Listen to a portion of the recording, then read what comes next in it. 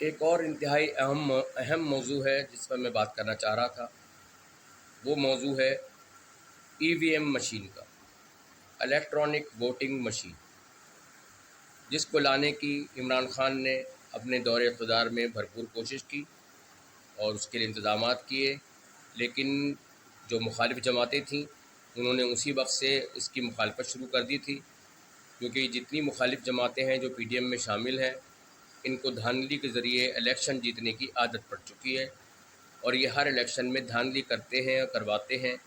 اور پورے پاکستان میں ہوتی ہے، کراچی سے لے کر کشمیر تک ہر جگہ الیکشن میں کم یا زیادہ دھاندلی کی جاتی ہے، اور اس لیے کی جاتی ہے کہ چونکہ جو یہ پرانا فرسودہ طریقہ ہے الیکشن کا، یہ ووٹ وغیرہ بنائے جاتے ہیں، کاغذ کے چھاپے جاتے ہیں، پھر وہ ڈبے ہوتے ہیں، پھر وہ پولنگ اسٹیشن بنتے ہیں، وہ ایک لمبا چوڑا یعنی ایک عملہ بھی ہائر کیا جاتا ہے، اس میں بھی پیسے خرچ ہوتے ہیں، اور یہ جس پہ ووٹ ڈالا جاتا ہے وہ جو چھاپے جاتے ہیں ان پہ بھی پیسہ خرچ ہوتا ہے، بے تحاشا یعنی انتظامات پر بے دریغ پیسہ ہر الیکشن میں خرچ کیا جاتا ہے، چاہے وہ ضمنی ہو چاہے وہ عام انتخابات ہوں۔ عام انتخابات میں بہت زیادہ پیسہ خرچ کیا جاتا ہے، لیکن ضمنی الیکشن میں بھی اچھا خاصا پیسہ خرچ ہوتا ہے۔ تو اگر الیکٹرانک ووٹنگ مشین کو رائج کرنے کا عمران خان صاحب کا جو منصوبہ تھا اس کو کامیاب ہونے دیا جاتا، یا ان کے اس مطالبے کی حمایت کی جاتی، اس کو اسمبلی سے منظور کروا لیا جاتا اور اس کو لاگو کر دیا جاتا، تو پاکستان سے یہ دھاندلی کا شور ہمیشہ کے لیے ختم ہو جاتا۔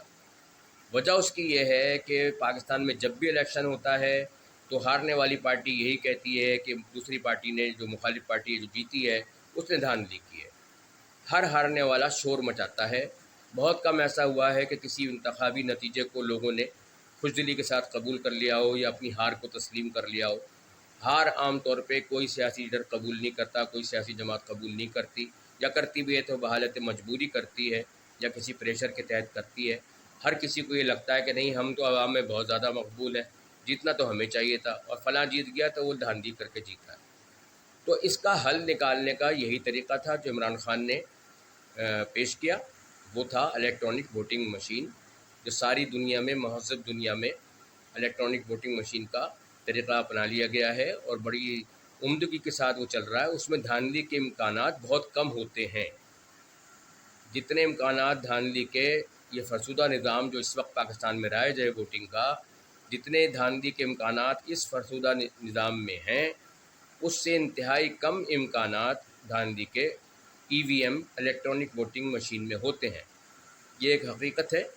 ساری دنیا کے جہاں جہاں الیکٹرانک ووٹنگ مشین پہ انتخابات ہو رہے ہیں، وہاں کے عوام سے انٹرویوز کر لیے جائیں،